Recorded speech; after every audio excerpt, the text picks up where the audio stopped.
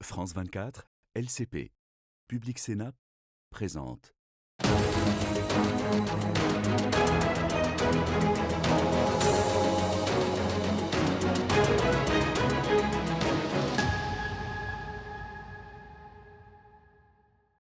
Bonjour à tous, bienvenue à nos téléspectateurs, à notre public, place de la République au cœur de Paris, qui est aussi aujourd'hui le cœur de l'Europe en cette journée du 9 mai.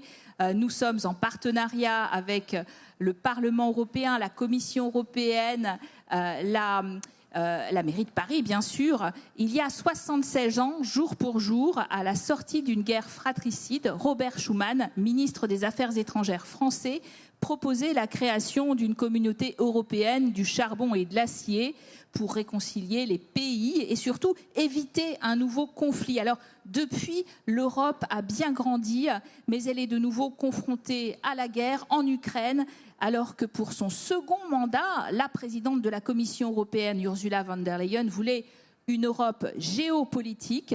Eh bien, quelle est la vraie place de l'UE dans le monde? C'est la question que nous posons aujourd'hui.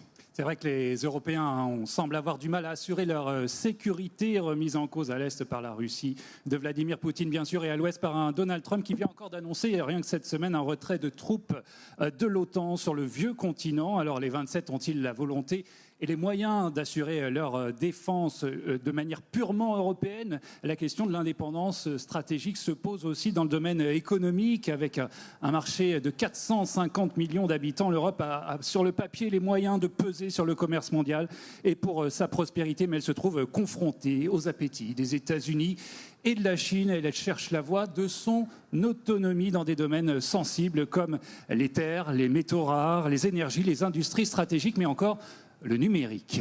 Alors, nous sommes sur France 24 et les chaînes parlementaires. Et d'ailleurs, pour bien sûr répondre à toutes ces questions, nous avons des invités aujourd'hui prestigieux. D'abord, à côté de moi, Bernard Guetta, bonjour. Vous avez depuis longtemps suivi ces conflits, d'ailleurs, comme journaliste sur les antennes de France Inter. Vous étiez d'ailleurs auparavant correspondant dans toute l'Europe, d'outre-Atlantique, j'ai envie de dire, à l'Oural.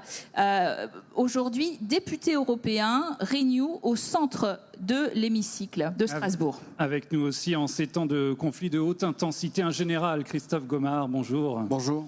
Vous êtes ancien commandant des opérations spéciales, vous avez été aussi directeur du renseignement militaire en France. Aujourd'hui, vous êtes député européen, vous aussi élu sous l'étiquette des Républicains, ce qui correspond au PPE, le Parti populaire européen, dans l'hémicycle de Strasbourg. Avec nous également un ancien commissaire européen au commerce, d'ailleurs, Pascal Lamy, bonjour. Vous êtes devenu aussi patron de l'Organisation mondiale du commerce jusqu'en 2015 et aujourd'hui vice-président du Forum de Paris sur la paix, cofondateur des Instituts Jacques Delors. Enfin, deux Espagnols avec nous. D'abord, l'eurodéputé Javier Moreno Sanchez du groupe des socialistes et démocrates. Il est dans la salle pour l'instant, mais il montera nous rejoindre dans quelques minutes dans la seconde partie de ce débat. Et puis pour démarrer, nous sommes en compagnie d'Arantxa González Laya. Bonjour. Bonjour. Vous êtes ancienne ministre des Affaires étrangères espagnole, aujourd'hui doyenne de la Paris School of International Affairs à Sciences Po. Alors, honneur aux dames pour commencer, et puis aux universitaires qui plus est, Arantxa González Laya. L'Union européenne a encore une fois été ébranlée sur ses bases cette semaine. Non seulement Donald Trump remet en cause les troupes américaines déployées en Europe, on l'a vu en Allemagne sous le commandement de l'OTAN, mais il annonce aussi de nouveaux droits de douane supplémentaires sur l'automobile. Tout ça en quelques jours, ça donne l'impression, cette semaine encore, d'une Union européenne ballottée par les événements. Est-on vraiment maître de notre destin ? Nous sommes, nous, Européens, entre les marteaux et l'enclume. D'un côté, un pays, la Russie, qui veut redessiner la carte de l'Europe, qui veut décider qui existe en tant que pays et qui n'existera plus parce que ça sera bouffé par la Russie. Mais aussi entre les marteaux de la Chine, qui nous fait une concurrence parfois pas tellement loyale. Mais après, il y a l'enclume, les États-Unis. Avant, c'était notre allié, mais aujourd'hui, il veut la faiblesse de l'Europe. Ce n'est pas moi qui le dis, c'est les États-Unis, l'administration américaine qui l'a écrit dans son stratégie de défense nationale. Alors, qu'est-ce que nous voulons, nous, Européens? La question nous revient à nous, parce que l'Europe, c'est nous. C'est nous qui devons décider.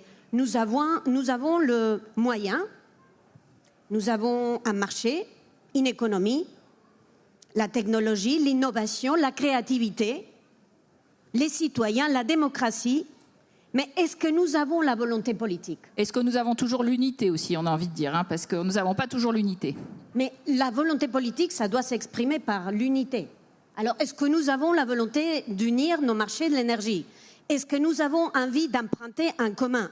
Est-ce que nous avons envie de construire ensemble une défense, une technologie, un marché? Si c'est le cas, nous déciderons de notre avenir.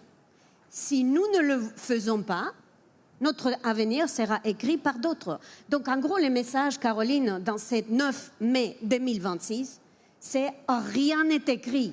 Ça sera ce que nous voulons que l'Europe soit.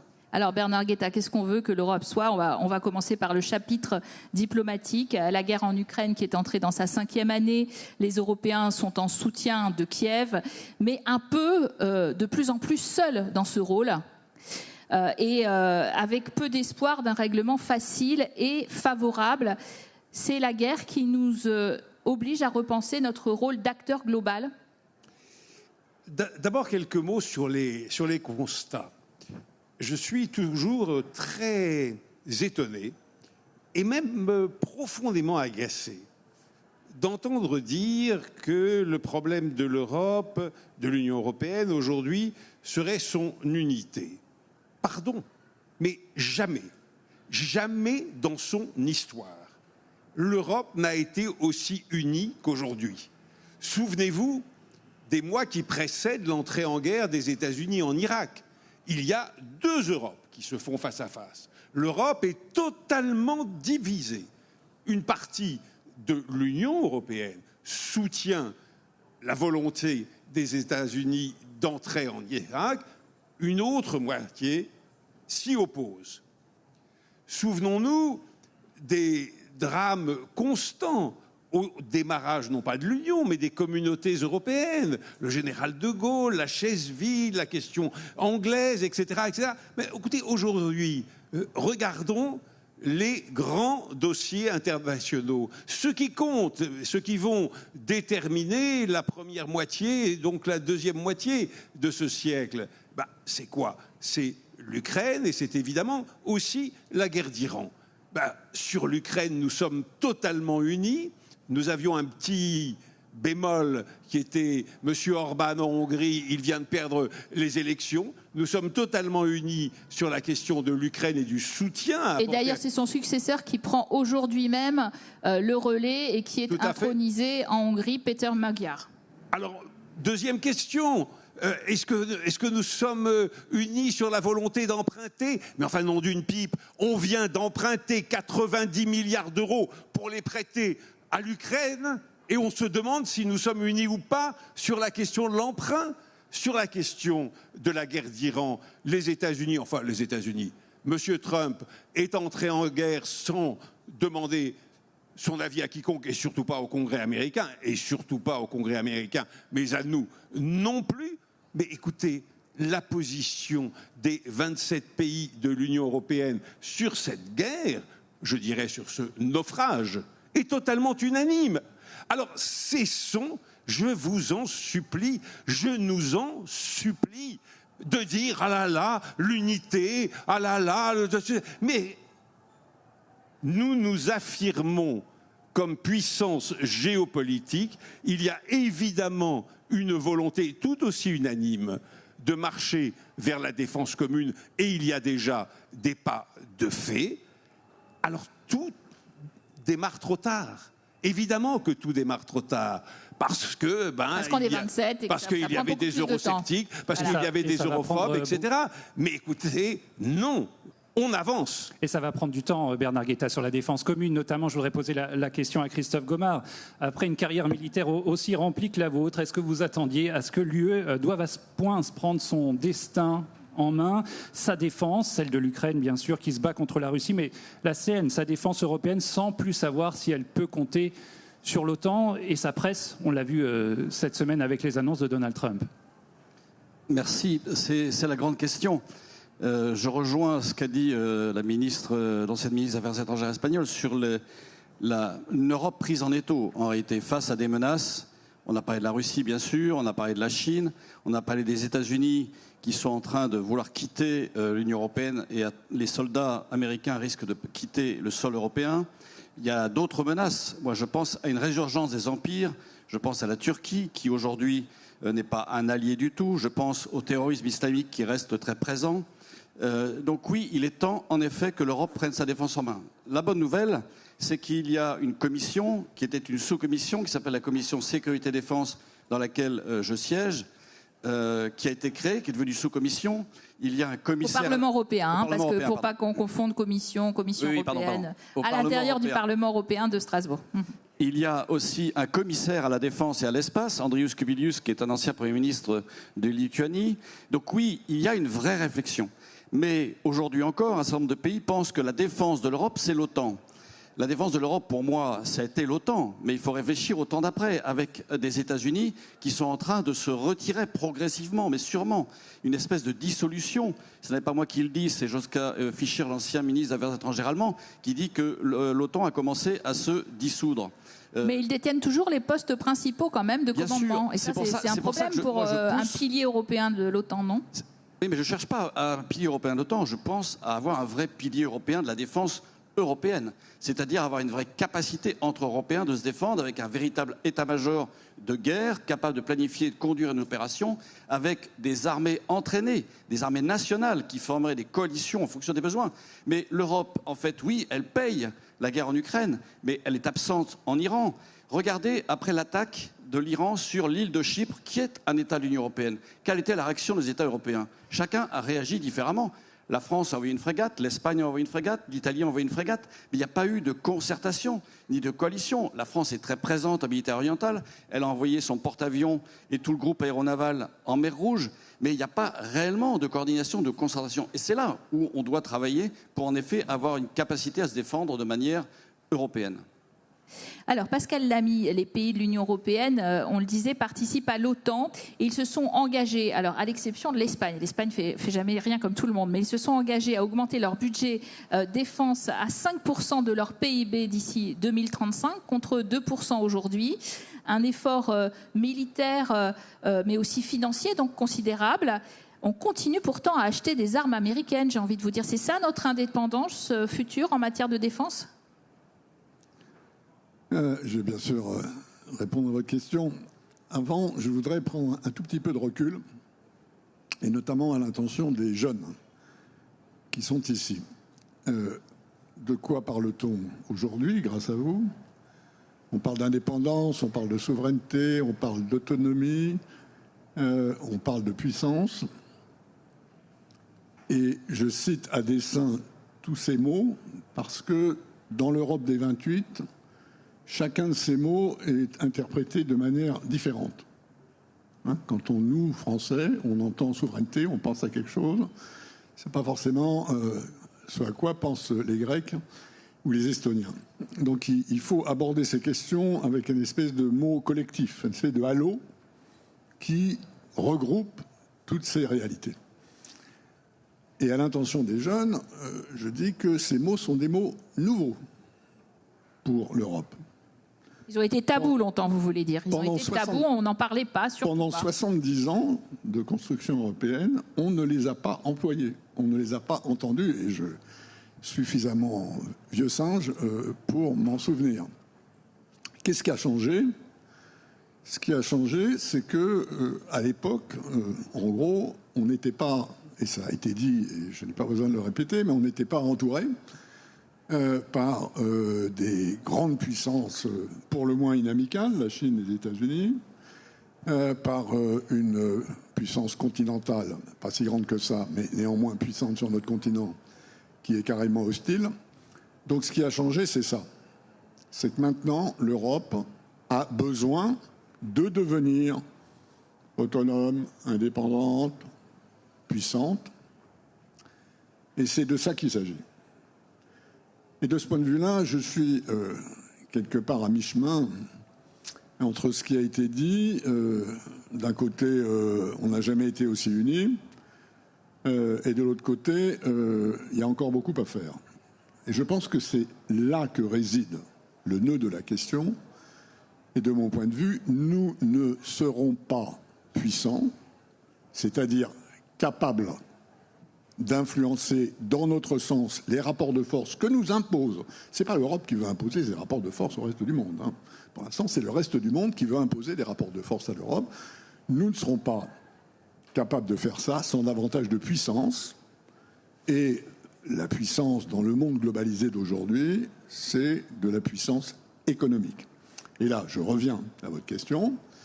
Pourquoi est-ce qu'on est infoutu aujourd'hui de s'équiper en armement sans aller faire notre marché aux États-Unis?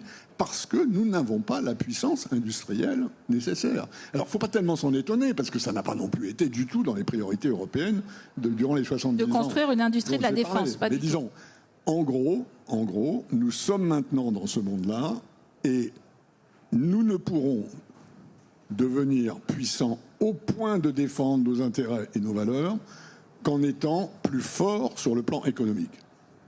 Être plus fort sur le plan économique, qu'est-ce que ça veut dire? Ça veut dire être plus unis, être plus intégrés, bénéficier, ça a été dit, de cet énorme marché de 450 millions de consommateurs que nous avons et dont nous n'utilisons aujourd'hui la potentialité d'unité qu'à à peu près la moitié. Je dis ça ayant travaillé avec Delors il y a très très longtemps sur la première version du marché intérieur. Il nous faut absolument augmenter notre potentiel économique, notre potentiel de croissance.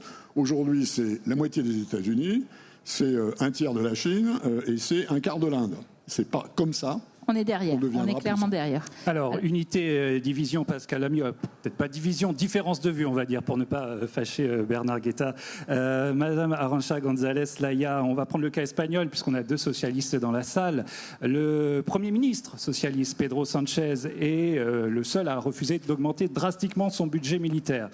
C'est aussi le seul à affronter directement Donald Trump, on l'a vu sur le dossier iranien avec...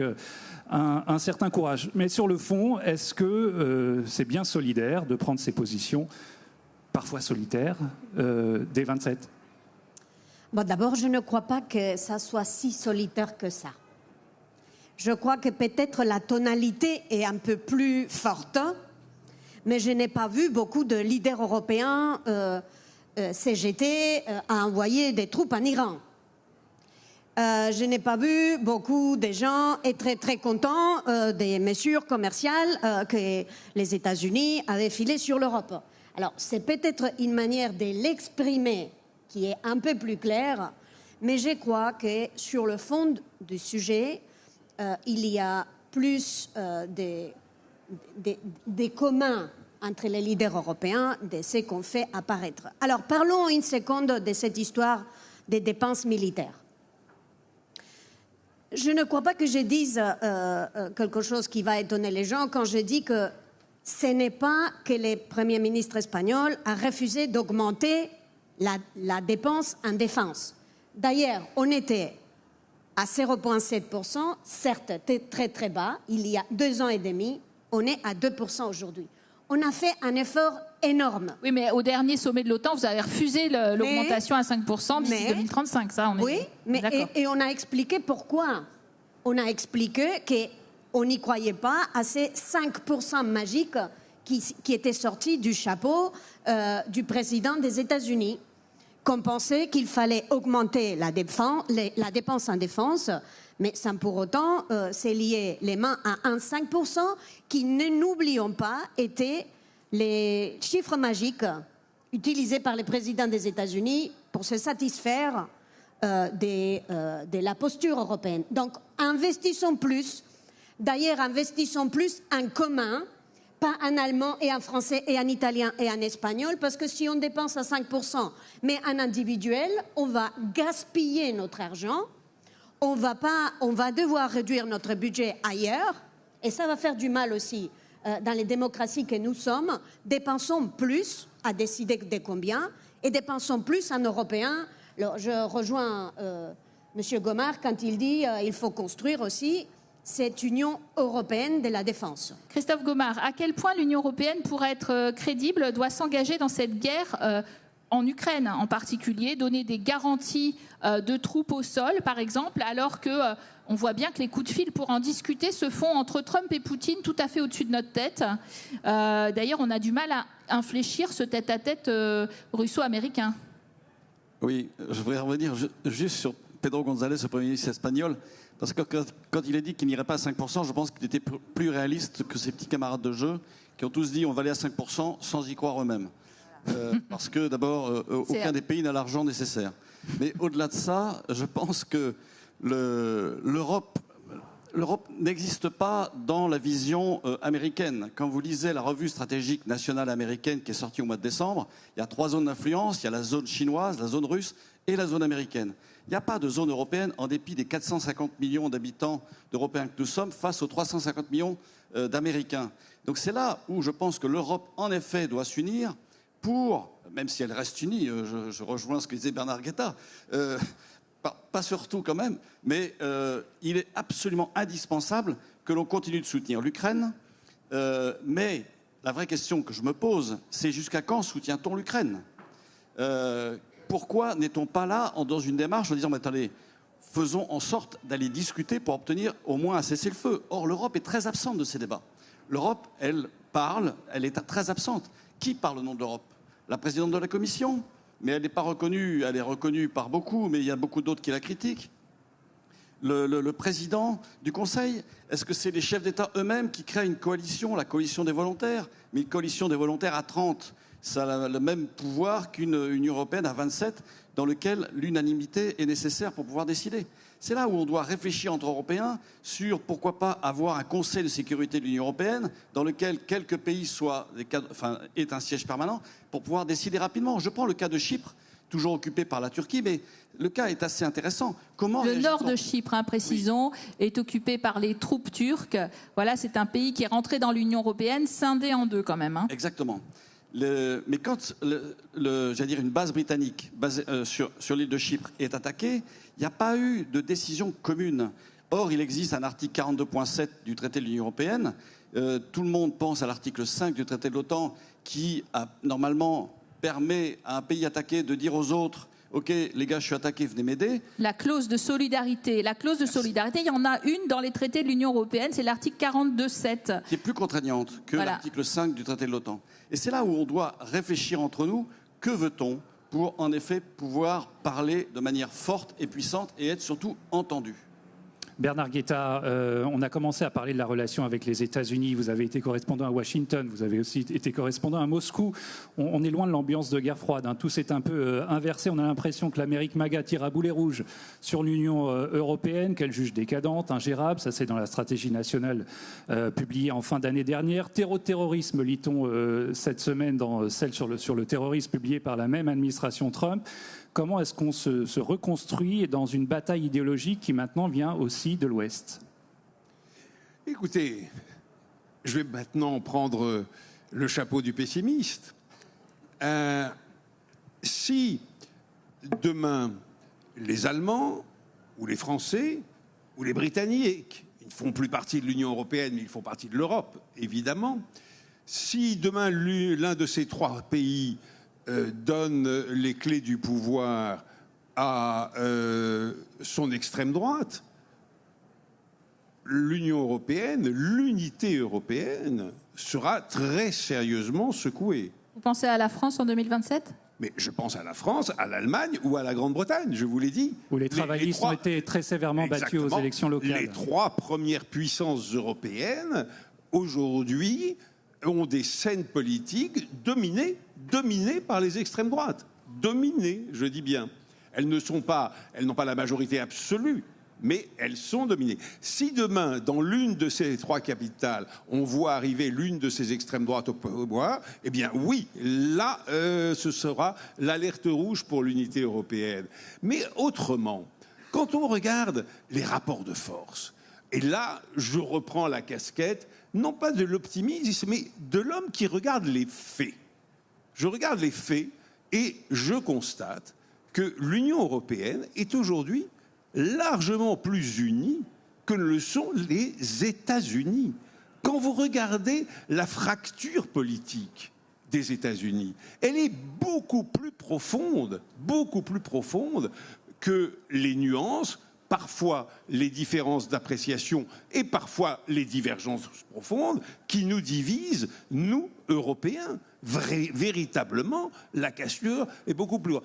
La Chine, ah mon Dieu, la Chine, c'est une dictature si absolue qu'on ne voit pas les possibles des unions. Mais enfin, tout de même, une jeunesse diplômée qui est aujourd'hui face à un chômage massif que le pouvoir ne peut pas résoudre, un pouvoir qui, mois après mois, multiplie les purges au sein de son appareil, ce n'est jamais un signe d'unité, ce n'est jamais un signe de solidité d'un pouvoir. Bon, vous dites on est mieux de ce côté de l'Atlantique. Alors, on va faire dernière question à Pascal Lamy et on ouvre aux questions du public parce que allons-y. Pascal Lamy, revenons sur les droits de douane, le commerce, sur cette annonce de Donald Trump encore cette semaine, 25% sur les automobiles européennes, alors qu'on pensait qu'on était bon pour les 15% dans le cadre de l'accord dont on ne sait pas très bien d'ailleurs s'il faut ou pas le signer. Notre mariage avec ces États-Unis dure depuis longtemps, mais est-ce que le temps du divorce est venu ? Bon, d'abord, sur les droits de douane, c'est la nourriture du petit déjeuner de tous les jours de Trump. Tous les jours au petit déjeuner, droit de douane, droit de douane, droit de douane. La réalité étant que pour l'instant, il a à peu près réussi à entourer les États-Unis d'une barrière douanière de 10%. Ça ne change pas fondamentalement le commerce mondial, contrairement à ce qu'il pense. Et par ailleurs, cette fameuse menace de 25%, il n'aura pas à la mettre en exécution. Il n'arrivera pas, vous dites. Non, il n'aura pas à mettre cette menace en exécution, parce que la raison de cette menace, c'est que les Européens traînent les pieds pour ratifier l'accord commercial. Déjà déséquilibré avec des droits de douane à 15% pour nous et 0 pour lui. Oui. Et pour des raisons qui ont plus à voir avec la nécessité de ne pas fâcher M. Trump sur l'Ukraine, dont on vient de parler, qui est une nécessité fondamentale pour l'instant pour l'Union européenne, plus de mon point de vue que quelques pourcents de droits de douane. Et donc, il n'aura pas à les mettre en œuvre parce que ce qui le fâche, et on sait qu'il se fâche facilement, c'est que les Européens sont trop lents, encore une fois, à ratifier cet accord. La seule raison qu'il n'a pas compris du tout, pour laquelle les Européens ont l'impression de traîner un peu les pieds, c'est que nous, on a un Parlement européen. Nous, des droits de douane, on ne peut pas mettre nos droits de douane à zéro si on n'a pas l'autorité légitime du Parlement européen qui Donc vous avez des représentants ici d'ailleurs. J'invite M. Moreno Sanchez, qui est parlementaire européen, à venir s'installer et prendre la place de... Alors, on va vous inverser si vous voulez bien d'ailleurs. Merci beaucoup Madame la ministre, ancienne ministre des Affaires étrangères. Moreno Sanchez aussi est parlementaire européen, Monsieur Lamy. espagnol, socialiste. Oui, elle est très bien, Madame González. Il y en a un qui vous regrette déjà dans le public. Allez-y. Pour terminer, les Européens vont ratifier cet accord après avoir longuement discuté de savoir ce qu'il fallait faire ou pas faire. Et M. Trump n'aura pas l'occasion de mettre en réalité cette menace, une de plus, sur lesquelles il aura dû reculer. Alors, bah oui, c'est d'ailleurs son surnom taco, hein, Trump always chicken out. Ça veut dire Trump se dégonfle toujours. Voilà. Alors, les questions, j'en vois deux ici. On amène peut-être le micro au jeune homme là, suivi du monsieur juste après. Voilà. 1 et 2. Vous vous présentez en un mot si vous voulez bien, et puis vous posez votre question, monsieur. Moi, je m'appelle Camille Hertz et je suis administrateur de l'Association des experts et évaluateurs de l'Union européenne. J'ai une question donc à poser donc après à vous tous. Monsieur González Layac. Monsieur Moreno Sanchez. Monsieur Moreno Sanchez. D'accord. C'est les doubles noms. Donc j'ai une question. Donc socialiste. Allez, espagnol. Donc j'ai une question sur la défense européenne justement. Donc l'Union européenne affirme vouloir devenir un acteur stratégique crédible. Mais selon vous, quel est le choix politique que les États membres refusent encore d'assumer, financement commun, transfert de souveraineté, planification militaire, achat en commun, mais qui conditionne en réalité toute défense européenne sérieuse? Et êtes-vous prêt à le soutenir publiquement? Je vous remercie. Qu'est-ce qui bloque, monsieur? Finalement, c'est qu'est-ce qui bloque, la question? Alors, merci pour la question. Mais d'abord, Caroline, je veux vous remercier de m'avoir invité à cette fête de l'Europe qui est un peu particulière pour nous, les Espagnols. Parce que cette année, ça fait 40 ans que l'Espagne a adhéré à l'Union européenne, avec le Portugal. Et pour nous, pour mes parents, pour mes grands-parents, c'était un rêve. C'était un rêve qui est devenu réalité, aspirer à un projet qui est avant tout de paix, puisqu'on parle beaucoup de paix aujourd'hui, aspirer à un projet de démocratie. Et en fait, l'URSS, j'allais dire, la Russie veut déstabiliser nos démocraties, et à un projet de prospérité. Il suffit de voyager un peu à travers le monde pour se rendre compte qu'on ne vit pas si mal en Europe. Ceci dit, la défense. Je veux revenir, si vous me permettez, sur les 5%. 5%. Et pourquoi 5 et pas 6 et pas 4 ? C'est un chiffre arbitraire. Et au dépend de quoi ? C'est-à-dire parce que la paix, elle passe aussi par le bien-être de nos sociétés, du social. Parce que si on doit couper dans l'éducation, si on doit couper dans la santé, dans les politiques de logement, qui sont un gros problème, ça va déstabiliser. Bernard parlait de l'extrême droite qui risque d'arriver dans nos pays, mais ça fait partie aussi de la paix. La paix, elle se justifie là. Et monsieur, je crois que vous avez tout dit. Alors Christophe Gomard, vous entendez? Lui, il ne dit pas que, comme vous, que 5%, c'est parce qu'on ne va pas y arriver. C'est que 5%, c'est pas souhaitable parce que finalement, on ne finance pas d'autres choses. C'est intéressant aussi, quand même. Les instances militaires espagnoles ont dit qu'avec 2,1%, pour le moment, on pouvait satisfaire nos obligations. Donc, je ne suis pas expert en... Qu'est-ce que vous répondez à ça? Parce que 5% du PIB, c'est une somme, vous disiez, on n'y arrivera pas, c'est irréaliste, on ne veut pas vraiment y aller. Mais lui dit, attention, notre jeunesse, elle ne veut pas qu'on y aille parce qu'il y a d'autres choses à faire. Je pense qu'il est nécessaire d'y aller, moi. Si, en effet, on veut être crédible et craint, et je crois que c'est ce que dit le président de la République, Emmanuel Macron, si on veut être craint, il faut être fort. Et pour être fort, il faut être plus puissant que nous le sommes aujourd'hui. Les 2% dépensés même par l'armée française, et on le voit bien aujourd'hui, à ses limites. En termes de munitions, on n'a pas de stock de munitions, on n'a pas suffisamment de bateaux, de chars, d'avions de chasse. C'est ça dont il faut se rendre compte, c'est que dépenser 5%, c'est pour la paix, c'est pas pour faire la guerre. Mais pour utiliser ce proverbe latin qui veut la paix prépare la guerre, si on ne prépare pas cette guerre, on va nous l'imposer. Et elle sera imposée de l'extérieur, malheureusement, parce qu'on sera trop faible. Et l'Europe, vous avez raison de le souligner, on y vit bien, ça attire des tas de gens, c'est un pot de miel, l'Europe. Quand on voit le nombre de gens qui viennent ici, eh bien, si on n'est pas capable de se défendre, eh bien, on sera attaqué demain matin. Allez, on va prendre une deuxième question dans la salle, monsieur, je crois. Patrick Salaise, je suis conférencier sur les politiques européennes auprès du réseau Team Europe en France. Je veux revenir sur l'affaire de la question, sur la question désunion ou union, qui a créé la désunion d'ailleurs entre Bernard Guetta et Pascal Lamy. Et je vais pencher plutôt du côté du pessimisme, en poussant l'idée de puissance, mais hors de la défense.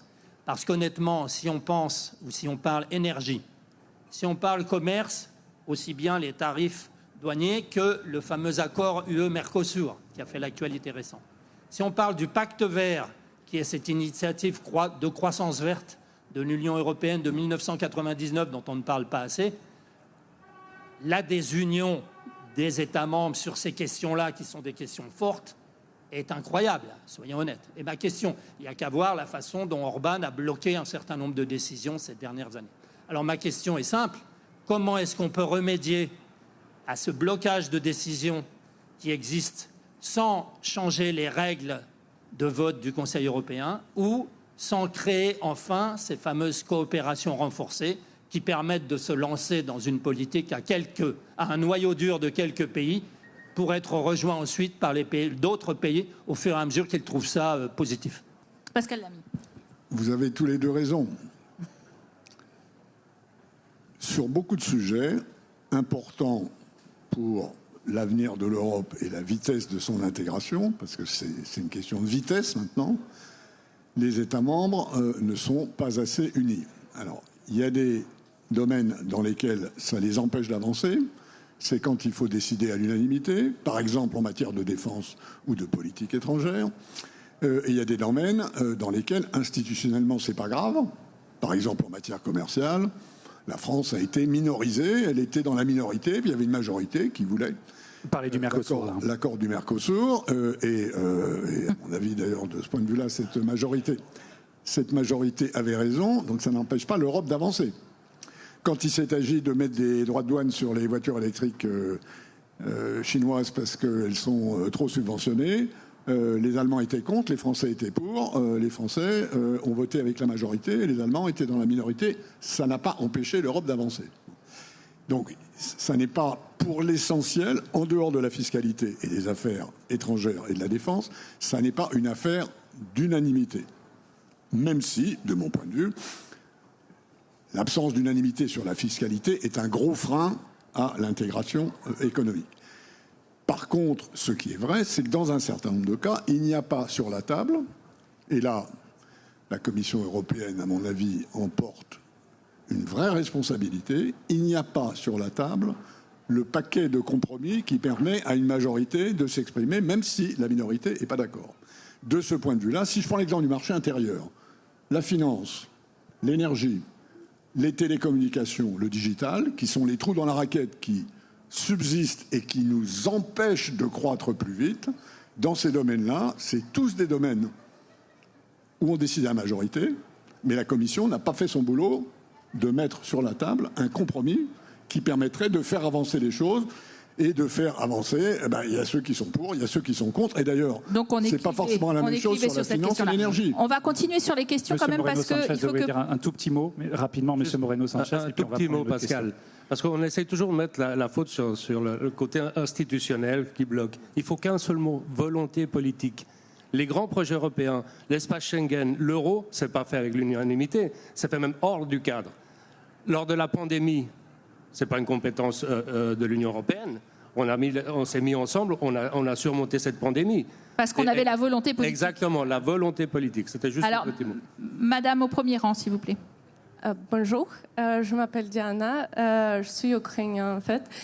Oui, et en tant qu'ukrainienne et aussi d'étudiante de Sciences Po, je suis contente d'être ici. Merci beaucoup pour cette conférence, c'est très très intéressant. Et en fait, mon question est liée de questions en Ukraine.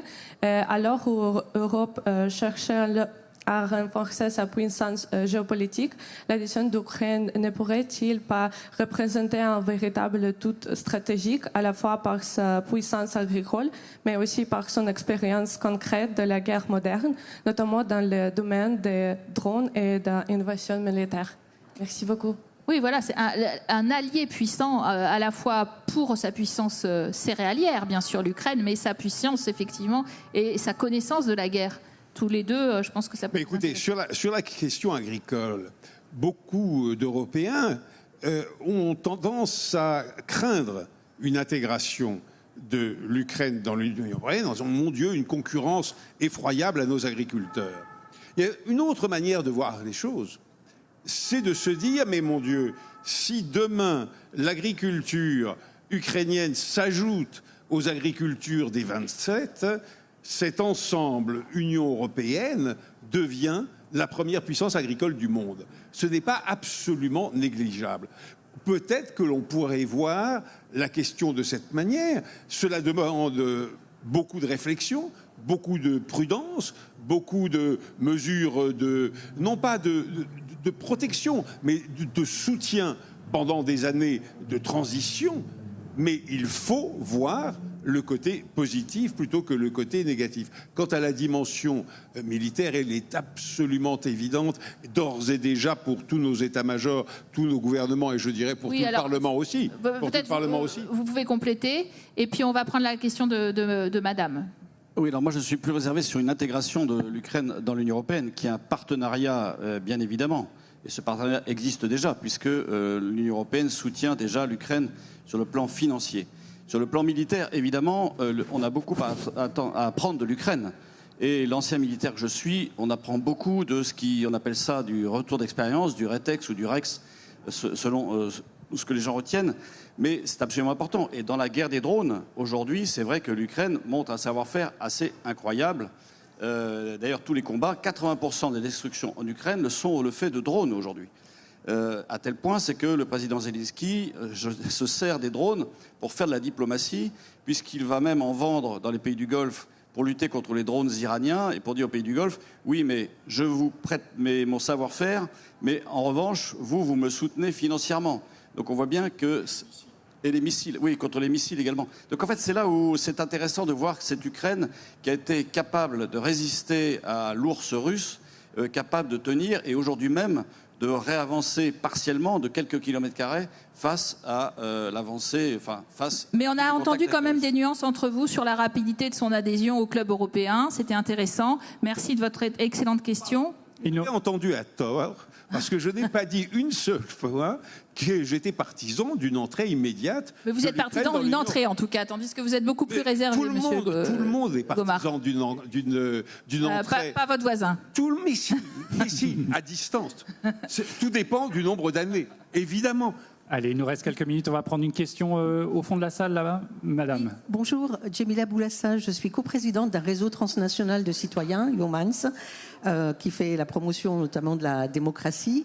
Et à ce sujet, j'avais une question, justement, aux panélistes concernant le droit, qui a été très peu évoqué.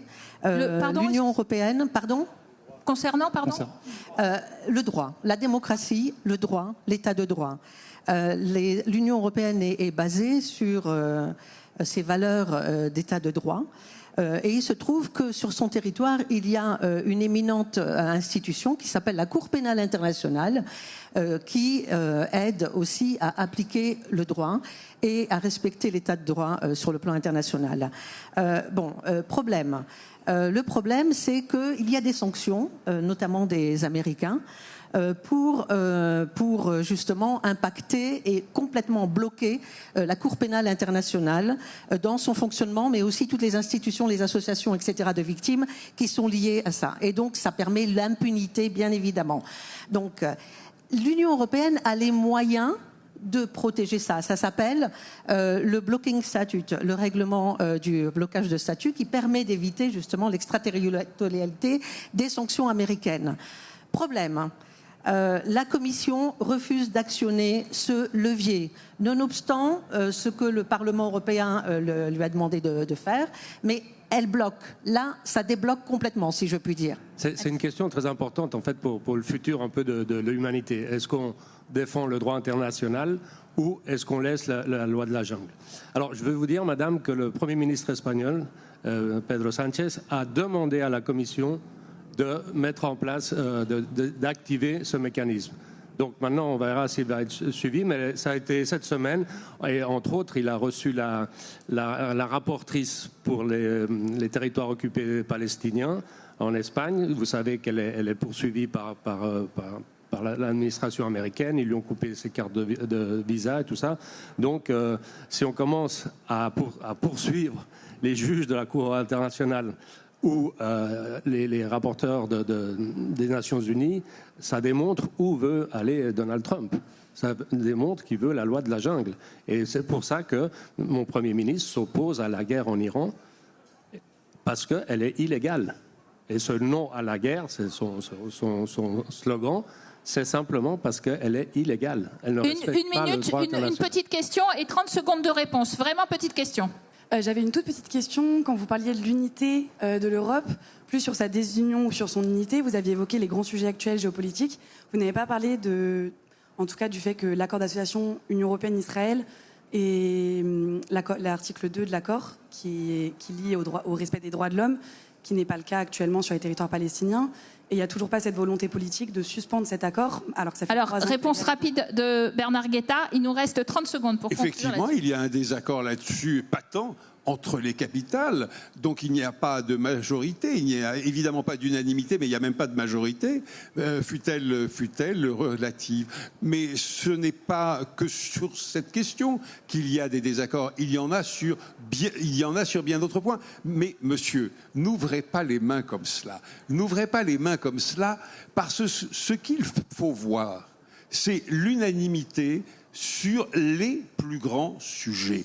Je répète, l'unanimité sur les plus grands sujets. À part ça, Dieu merci, nous ne sommes pas le Parti communiste chinois. Évidemment qu'il y a des différences. Alors voilà, on va terminer sur cette Europe des différences. Ce sera le mot de la fin, Bernard Guetta. Merci beaucoup. C'est la fin de notre... La fin de nos discussions sous l'attente des débats, place de la République. Merci à tous nos invités. Merci au public pour cette journée de l'Europe. La journée européenne continue ici même avec des débats, des concerts jusqu'à 22h30. Merci de nous avoir suivis sur France 24 et les chaînes parlementaires LCP et Public Sénat.